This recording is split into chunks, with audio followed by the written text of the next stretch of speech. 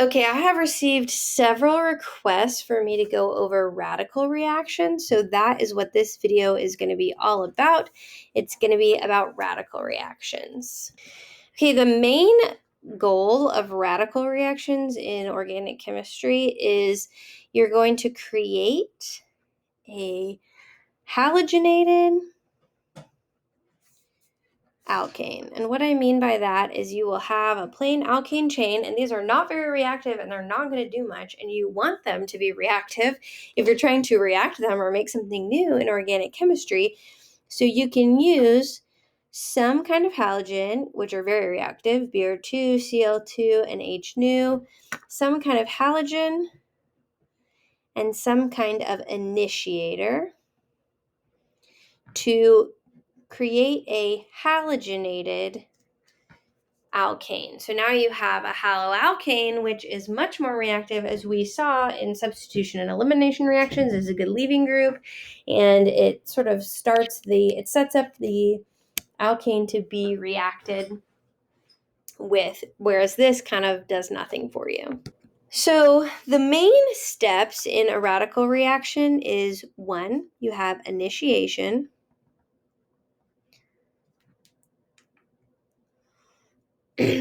2, propagation. And 3, termination. So what that means is initiation forms a radical. Propagation keeps the radical going.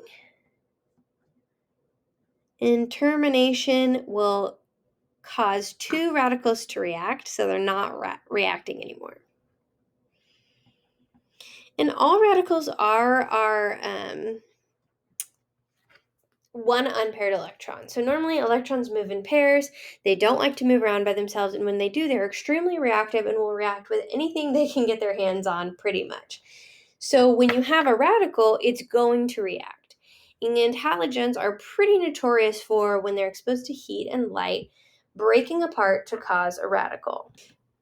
And that is the initiation step. So step 1, you have either a bromine or a chlorine. They're exposed to an initiator, so heat or light. And light is sometimes like HNu because that's the wavelength it is. And they'll break apart. And you notice I'm drawing these curved arrows with a single barb to denote that this bond is made up of basically 2 electrons, right? That's what bonds are made up of. So 1 electron is going to each of these atoms. So this is known as homolytic cleavage. We don't usually see this where they split evenly. We usually see heterolytic. But basically all that means is your bromine, the double bond, is splitting evenly, and each one of these is getting their very own radical. And now these want to react and wreak havoc. So what they do is they'll find something, anything that they can react with, so like a hydrogen here, or this hydrogen here, and they will take it to the place that's going to leave behind the most stable radical, especially with bromine. Bromine's more selective, but it's going to form a bond with that hydrogen. So 1 electron from here, 1 electron from here will form a HBr, so made up of 2 electrons, 1 from back here, 1 from right here. And that leaves behind a radical on this molecule. And bromine is more selective. Chlorine will kind of go wherever, but I'm showing you the most stable position.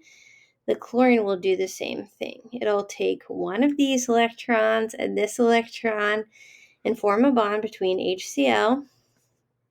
So 1 from the electron up here, 1 from an electron in this bond to make your HCl, and that leaves behind a radical. And this is at the most stable position. Like I said, chlorine will kind of go anywhere. And that is a propagation step. It's making more radicals. The radical is reacting to make more radicals. Okay, sorry, I just got interrupted, so I may have lost my train of thought slightly. But essentially, that is the propagation step. 1 radical reacts with another non-radical to create more radicals. It keeps itself going. It's propagating. Now, this can happen any number of times, but typically in these reactions, we're only going to see it once.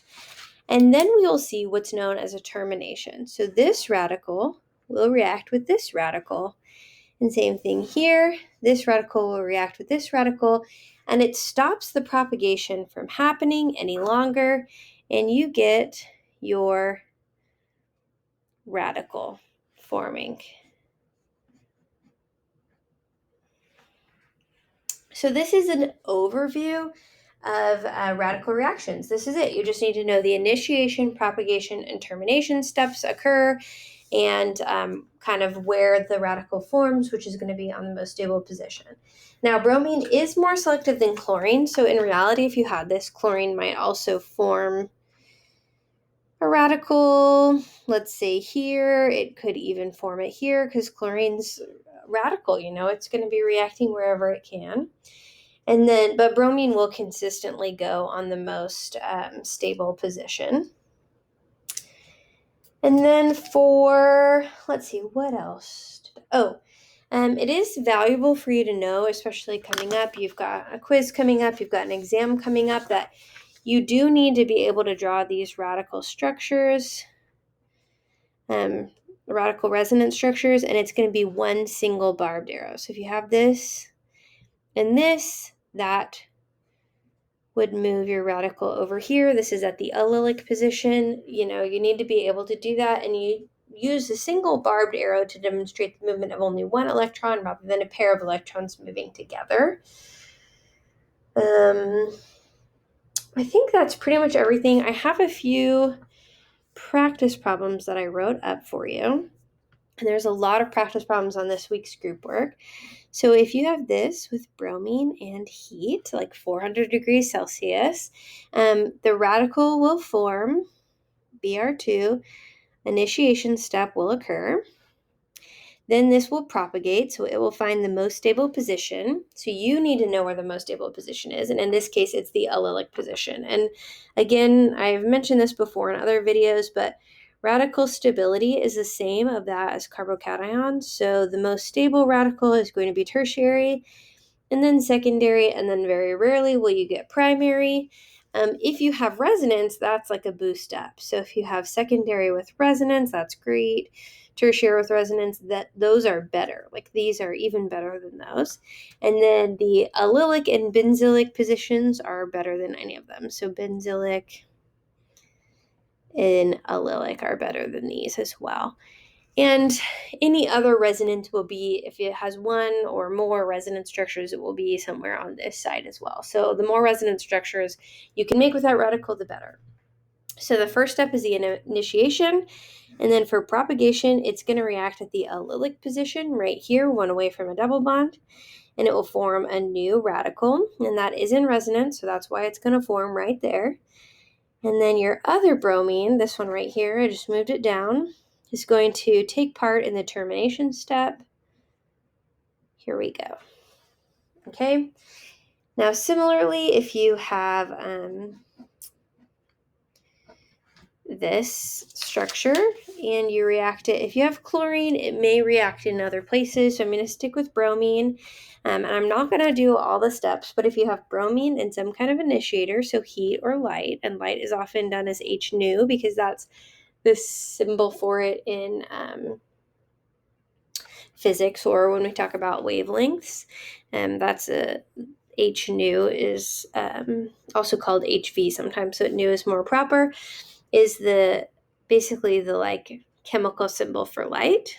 So I'm just going to say the initiation step happens, your bromine radicals are formed. It will propagate, and it's going to form on the most stable position. So in this case, the most stable position is right here. It can't go to this position, even though it's quaternary. It's more stable, but there's no hydrogen to abstract from that position, so that doesn't work. And then your bromine adds right there. Another option you could have is if you have a benzene. This is the benzylic radical, so that would be the more stable, and that's where your bromine would form. Okay, I hope that was a helpful review for you. If you have any questions or you want me to go over anything else, please let me know. This was a request from a student, so I definitely care about what you're learning about and what you have questions about, and I want to help you in any way that I can. Happy studying!